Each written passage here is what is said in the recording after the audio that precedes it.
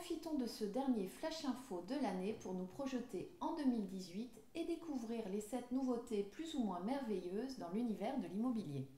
Bonjour Stéphanie, une bonne nouvelle pour commencer l'année puisque la taxe d'habitation va être quasiment supprimée. Avant de disparaître en 2020, elle va être réduite de 30% cette année.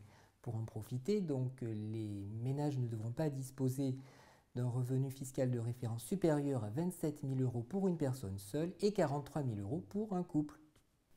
Je ne sais pas si c'est une bonne ou une mauvaise nouvelle, mais l'impôt de solidarité sur la fortune est désormais supprimé.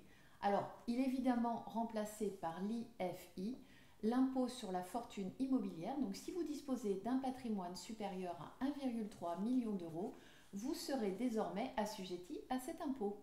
Du bon et du moins bon pour le Pinel Stéphanie, qui est prolongé, le fameux dispositif qui permet de réduire ses impôts à condition de louer un logement acheté neuf est raboté. Seules les grandes agglomérations de plus de 250 000 habitants en zone A et B1 sont éligibles et les petites villes de 50 000 habitants et plus en zone B2 et C le seront sur dérogation seulement. Autre information qui peut aussi vous intéresser, si vous avez un emprunt immobilier en cours, vous pourrez désormais résilier ou renégocier votre assurance emprunteur tous les ans à la date anniversaire de votre prêt. Alors Stéphanie, on regrette aussi que le prêt à taux zéro, le PTZ, soit recentré. Ce prêt qui permet de financer l'acquisition de sa résidence principale se montre moins généreux dans les secteurs ruraux. En effet, il sera maintenu jusqu'en 2019, mais le taux va être ramené à 20% pour le financement du coût total du projet, alors qu'il restera à 40% dans les grandes agglomérations.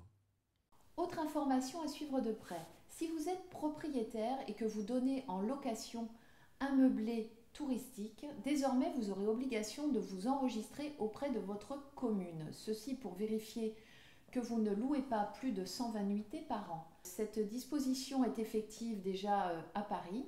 À compter du 1er février, vous serez obligé également de le faire à Lyon et Bordeaux suivra également au mois de mars. Et une bonne nouvelle Stéphanie pour terminer, puisque la vente de terrains à bâtir va être défiscalisée, dans les zones tendues, les propriétaires sont invités à céder leurs parcelles. Un abattement sur la plus-value immobilière va être appliqué de 100% pour construire des logements sociaux, 85% pour construire des logements intermédiaires et 75% pour des logements mixtes. A bientôt Stéphanie pour un prochain Flash Info. Passez de bonnes fêtes. Bonne fête à vous. Imonote, ça dépote.